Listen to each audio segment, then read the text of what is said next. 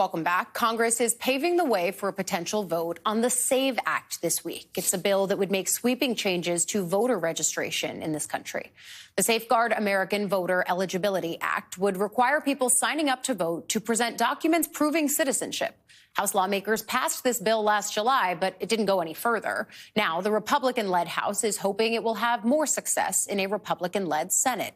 Supporters of the bill say requiring voters to show citizenship documents is necessary to protect election integrity, despite no evidence of mass amounts of illegal voting by non-citizens, a central focus of this bill when it was first announced. Critics say the measure would hurt voter participation. Joining us now, Democratic Congressman Joe Morelle of New York. He's the ranking member of the Committee on House Administration, which is charged with oversight of federal elections. So, Congressman, let's just start broadly. What are your concerns with the SAVE Act?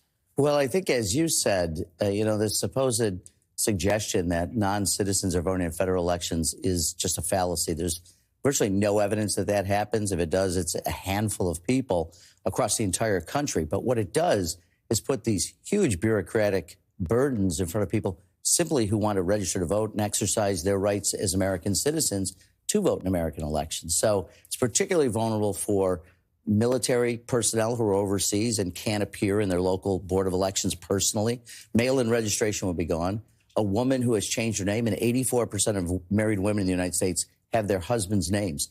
That's different than the name that might appear on their birth certificate. So they'll have to have a passport. But 150 million Americans don't have a passport. It's $130 at least to get one. So you think about it, these are really just barriers to registering, which means that's a barrier to vote. Yeah, I was really struck by a Brennan Center statistic that said about 21 million people don't readily have access or have available their basic proof of citizenship, and that is disproportionately affecting communities of color. You talk about the barriers now being presented for women voters potentially, and this bill doesn't specifically make allowances for women who would change their name through marriage. That's correct. If you listen to the Republicans, they'll say, well, marriage license will probably be okay. Probably.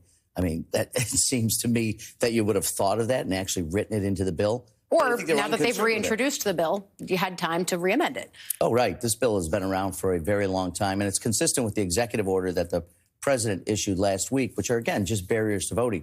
And this is what happens if you're trying to destabilize democracy. You do three things. You try to make it difficult for the free press to operate, which they're doing.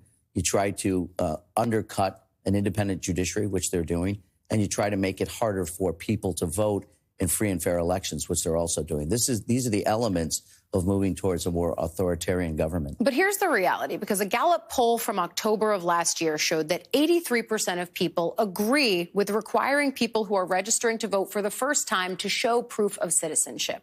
So what would you say to the people who say, I don't know, this bill kind of sounds like it might be a good idea?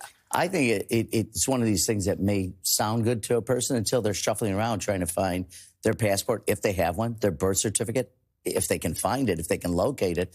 You know, I went for my real ID a couple weeks ago. We have to do this. Yep, that deadline. I inadvertently forgot my Social Security cards, and now I can't find them. And I'm incredibly organized. My wife can tell you I have folders on everything. I can't find it. I don't know what happened to them. So I'm reapplying. But think about it. I have to get a real ID. I will go through the process. I will pay the money to get whatever duplicate documents I need. And I will go back and get my real ID. But if you're registering to vote and you have to do this and you've forgotten something at your local board of elections, because you can't register by mail any longer. Forget about voting by mail. You won't even be able to register. Right. People will simply say, and I think this is the point, yeah, this is too much. I'd love to vote, but I don't know where my things are, and I don't have a passport. So, you know, the heck with it. I'm going to go home. There were 5 Democrats who voted in favor of this when it came around last Congress. Do you think that there are Democrats that see an upside to something like this? I think the vast majority of Democrats know that this is just an effort to be able to make it harder for people to vote. And the groups that you identified in particular are those that they're trying to make it more difficult. It's part of the overall plan. I think they have, as I said, to destabilize the democratic institutions that we hold dear. And certainly we've seen a deluge of news, so thank you for being able to elevate this one. It's a headline that I think a lot of our viewers have probably seen, and this at least gives them a basis for understanding what this legislation would do. Democratic Congressman Joe Morelle of New York, thank you.